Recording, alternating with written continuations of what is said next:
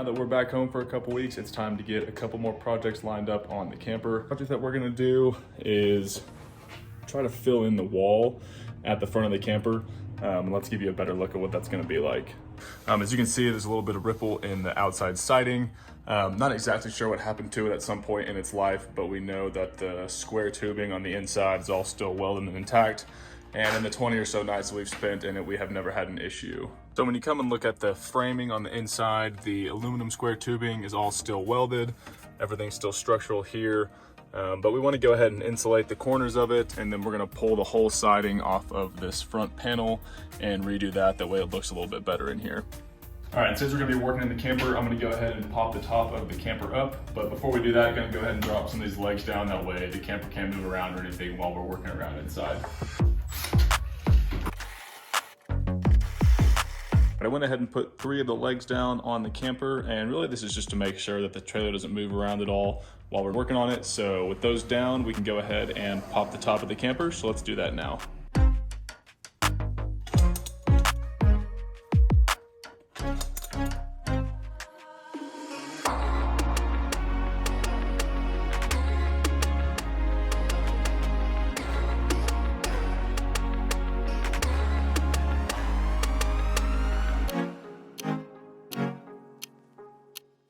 Typically, we don't leave the camper popped this way for very long, but it is super nice to be able to do it while we have it in the garage if we're working on a different project inside, just because I can stand up in it and then it makes it a lot more comfortable getting in and out.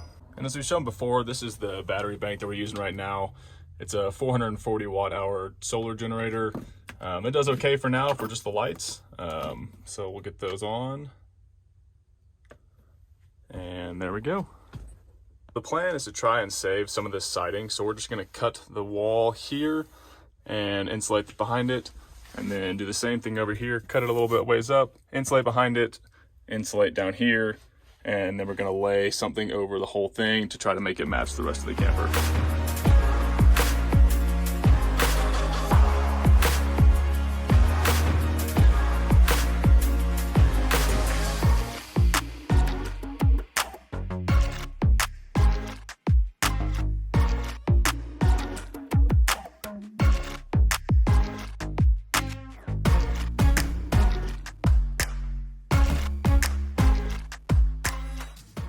And now the same thing on this side. Just cut it up a little bit higher so we can make a match and get that insulation packed in there.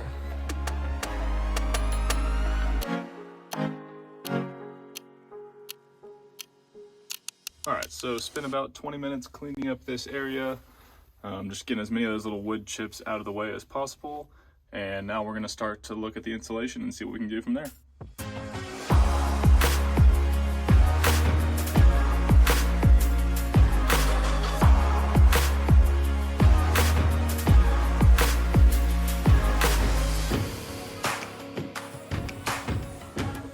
Moment of truth, first piece. There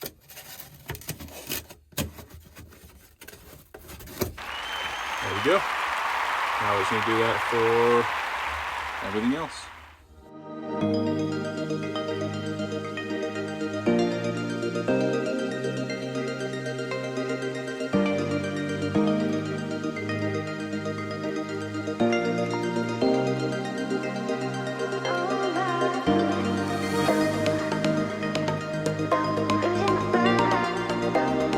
So that didn't take too long to get this whole wall insulated, at least the parts that we had to cut out.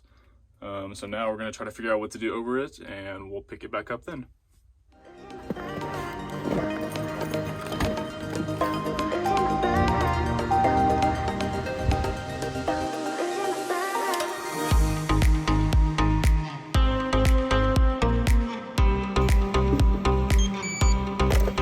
So we got back from Home Depot and I found what I think is going to be a good option to do the siding in the front of the camper. And if you've seen any of my last videos on the cargo trailer, it's actually the same siding as I used on the walls and the ceiling there. And basically what it is, a decorative tongue and groove. It's about 3/16 of an inch thin.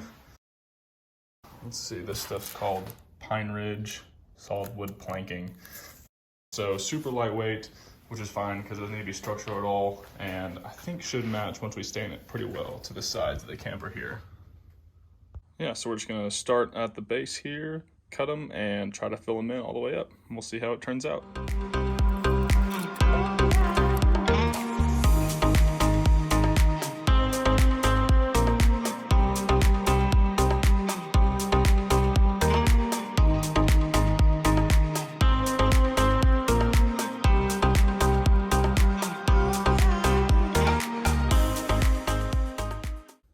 So here's the idea of it, and let's cut a few more and just kind of see how it looks.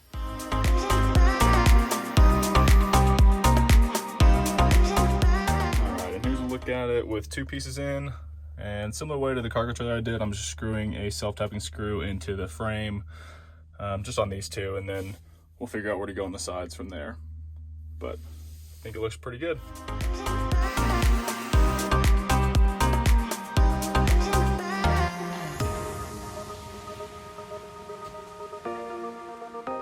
So we got at least the bottom half of this wall done, and we're still gonna have to figure out what to do kind of for the trim in this gap right here, and then we'll pick up the sides of the walls tomorrow. But until then, I think it's looking pretty good. All right, so now that we have the wall kind of done to this side, it's time to figure out the bench seat that's gonna go over here. So normally the fridge stays right here, and the idea is to build a platform that's gonna be able to fold up so you can get into the fridge and then fold down, and we'll have cushions all along here. So we're gonna start working on that and see how it turns out. All right, this is the leftover piece from the countertops in the cabinet build. That bench seat needs to be 36.5 wide right here. And then this board is 19 inches wide. I think 18 will fit better, but we're gonna go ahead and cut it to size, put it in there, and see kind of how we think it looks.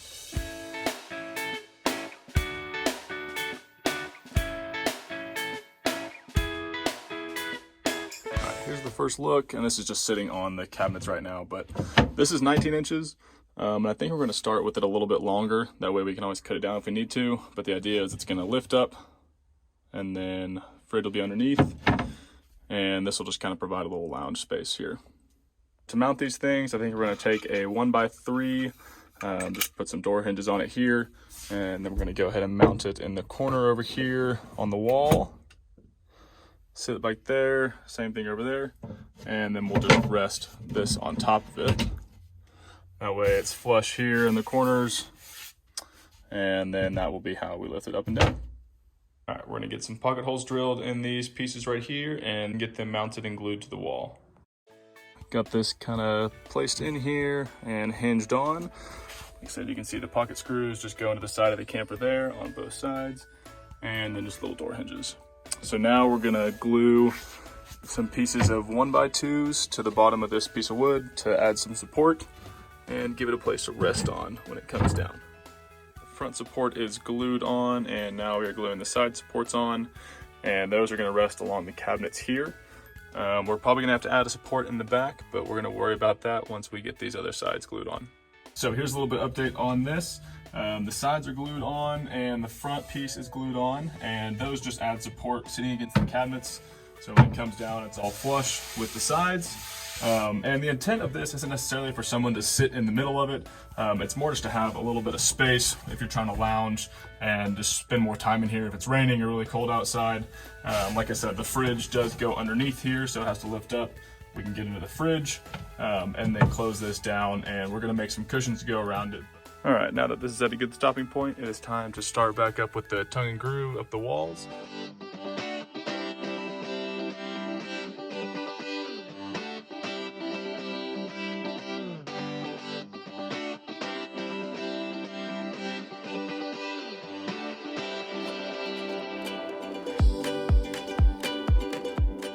All right, have both side pieces cut for the tongue and groove. I originally thought about going up and around on this whole wall to match the wall under this bench, but I think we're just gonna leave it at these two and then stain it the same as the countertops, so that way it matches the walls pretty well.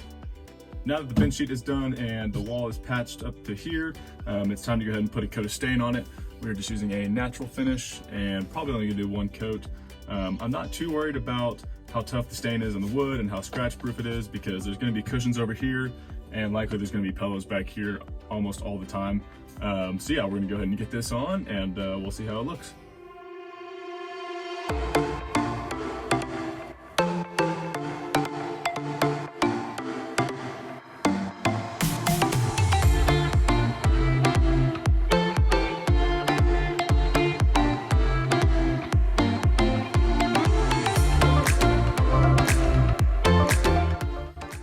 Okay, so we're gonna let this dry for a while and then come check back in and see how it turns out. And here's a look at how it turned out. Like I mentioned before, I'm not too worried about the actual coat on this because there's always going to be cushions and likely pillows or the battery bank up against these. And then the fridge is always going to live down here. So one thing we have to do real quick before we put the fridge back in is add some little mounting spots in the corners so that way it doesn't slide around. So I have just some leftover mountable D-rings from the trailer that I took out whenever we were working on it. And we're going to put those here in the corners. That way the fridge has something to mount to.